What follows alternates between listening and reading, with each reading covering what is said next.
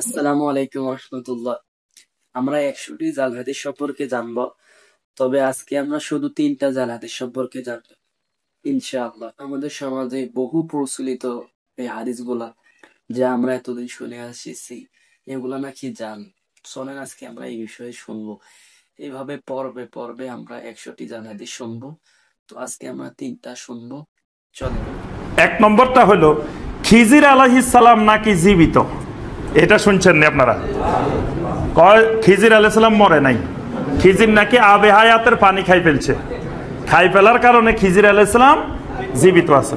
আমরা ছোটবেলায় যখন মাদ্রাসা পড়তাম, আমাদের এক ওস্তাদ বলতো, কয় ফেনী আলিয়া মাদ্রাসার প্রথম প্রিন্সিপাল যিনি, ওনার সাথে ইমাম খিজির আলাইহিস সালাম দেখা করছে।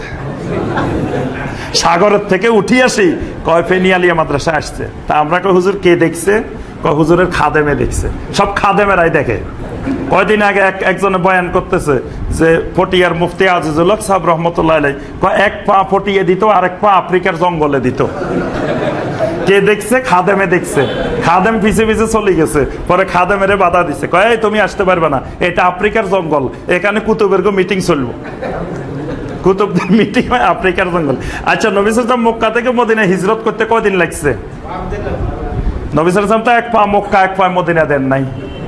আল্লাহ পাক নবীরে এত কষ্ট দিলেন, আর আজিজুল হক সাহেব রহমতুল্লাহের জন্য এত সোজা করে দিলেন।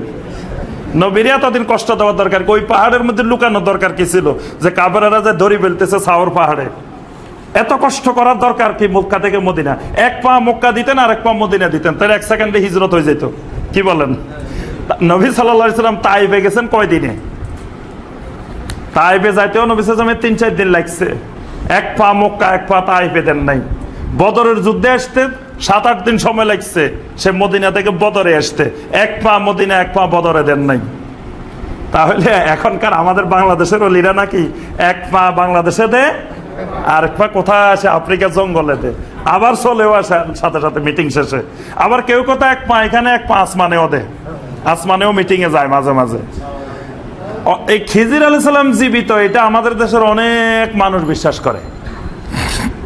কোরআনে কারিমে সূরা আল কাহাফের মধ্যে আল্লাহ পাক মুসা আলাইহিস সালামের সাথে একজন আলেমের সাক্ষাৎ হয়েছে, এই ব্যাপারে আল্লাহ পাক কোরআনে বর্ণনা করেছেন, কিন্তু আল্লাহ সুবহানাহু ওয়া তাআলা তার নাম বলেন নাই। কিন্তু সহিহ হাদিসে তার নামটা আসছে খাজির। খাজির নামে, যেটা আমাদের পরবর্তীতে রূপান্তরে খিজির হয়েছে, কিন্তু এটার সঠিক উচ্চারণ খাজির। খাজির নামে এক ব্যক্তির কথা হাদিসে পাওয়া যায়, সহিহ হাদিসে পাওয়া যায়, কিন্তু তিনি মারা গেছেন, তিনি জীবিত নাই। এই ব্যাপারে উনি মারা গেছেন আমরা কেমনে জানলাম? ইমাম আহমদ বিন হাম্বল রহমতুল্লাহ আলাইহি জিজ্ঞাসা করা হলো যে আচ্ছা, এই খাজির কি এখনো পৃথিবীতে জীবিত আছে? তো ইমাম আহমদ বিন হাম্বল রহমতুল্লাহ আলাইহি বললেন, আশা আশ-শায়তানু হাযাল কাউল ফিন নাস, শয়তান মানুষের ভিতরে এই কথাটা প্রচার প্রসার ঘটাইছে, অর্থাৎ খাজির পৃথিবীতে জীবিত নাই। ইমাম বুখারী রহমতুল্লাহ আলাইহি জিজ্ঞাসা করা হয়েছে, আচ্ছা খাজির কি জীবিত নাকি? তো ইমাম বুখারী রহমতুল্লাহ আলাইহি বলছেন যে নবী সাল্লাল্লাহু আলাইহি ওয়াসাল্লামের সহিহ হাদিস যে আমার এই যুগে যত মানুষ পৃথিবীতে জীবিত আছে, এরা আগামী 100 বছরের মধ্যে মরে যাবে। তো খিজির যদি জীবিত থাকেও ওই 100 বছরের মধ্যে মরে গেছে, কারণ পৃথিবীতে যত মানুষ আছে সব 100 বছরের মধ্যে মারা যাবে। নবীর সাহাবীরা সব 100 বছরের মধ্যে মারা গেছেন, তাহলে খিজিরও মরে গেছে যদি জীবিত থাকেও। অর্থাৎ খিজির আলাইহিস সালাম জীবিত, এই ব্যাপারে কোনো দলিল। এবং ইমাম ইবনুল জাওজি রাহমাতুল্লাহ আলাইহি কোরআনে কারিমের আয়াত দিয়ে দলিল দিয়েছেন, সূরা আল আম্বিয়া 34 নম্বর আয়াত। আল্লাহ পাক বলছেন, ওয়ামা জাআলনা লিবাশারিম মিন কাবলিকাল খুলদ, আপনার আগে কোনো মানুষকে আমি স্থায়িত্ব দেই নাই। আফা ইম্মিত্তাফাহুমুল খালিদুন, যেখানে আপনি মরে যাবেন সেখানে অন্যরা কেমনে জীবিত থাকে? আল্লাহ পাক প্রশ্ন করছেন যে জীবিত থাকলে তো সর্বপ্রথম আপনি জীবিত থাকার কথা জমিনে, আপনি যেখানে মারা যাবেন কে সে আবার জীবিত থাকবে? তাহলে এই আয়াত স্পষ্ট করে দিছে যে সমস্ত মানুষ মরে গেছে। নবীর আগে যত নবী এসছে তারাও মারা গেছে, তাহলে খিজিরও মারা গেছে। সুতরাং খিজির জীবিত, এইটা জাল হাদিস, মিথ্যা কথা। নবী সাল্লাল্লাহু আলাইহি ওয়াসাল্লামের নামে, দ্বীনের নামে মিথ্যা কথা। খিজির নামে সাগরে কেউ দায়িত্ব পালন করে। আমাদের দেশে যত হুজুর আছে, যত পীর সাহেব আছে, সবাই কিন্তু নদীর পাড়ে, নদীর কাছে। এবং সবার একটা কমন কারামত যে ওই নদী ভাঙ্গি হুজুরের মাদ্রাসা বাড়িঘর সব নিয়ে যেতে লাগছিল। তাই একদিন হুজুরে নাকি চিঠি লিখে দিয়েছে খিজির আলাইহিস সালামের কাছে, পরে কেউ সাহস করে না, এক লোক সাহসী লোক সাগরে নামছে, না আমি ডুব দিছে নদীতে, ডুব দি খিজিরের সাথে দেখা হয়ে গেছে, হুজুরের সিটি পৌঁছাই দিছে। পৌঁছাই দেওয়ার পরের দিন একেবারে কয়েক মাইল পর্যন্ত সর হই চলে গেছে, যে আর আজ পর্যন্ত ভাঙ্গে নাই।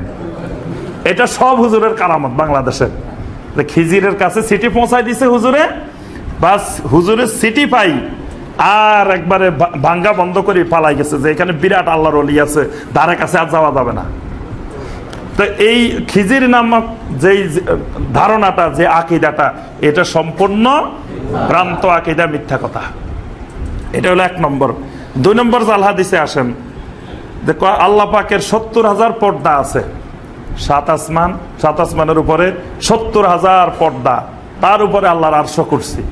এই 70,000 পর্দার কথাটা এটা জাল হাদিস। এমনি আল্লাহ পাকের আসমানের উপরে পর্দা আছে, পর্দার ব্যাপারে সহিহ হাদিস আছে, কিন্তু পর্দার কোনো সংখ্যা নাই। এটারও 70,000 পর্দা বানানো, নূরের পর্দা, 70,000 নূরের পর্দা আছে। এই 70,000 নূরের পর্দা এটা সম্পূর্ণ মিথ্যা কথা।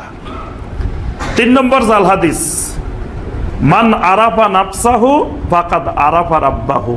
এই কথা আপনারা শুনছেন কিনা জানি না, কয় যে নিজেকে নিজে চিনতে পারলো সে তার রবকে চিনতে পারলো।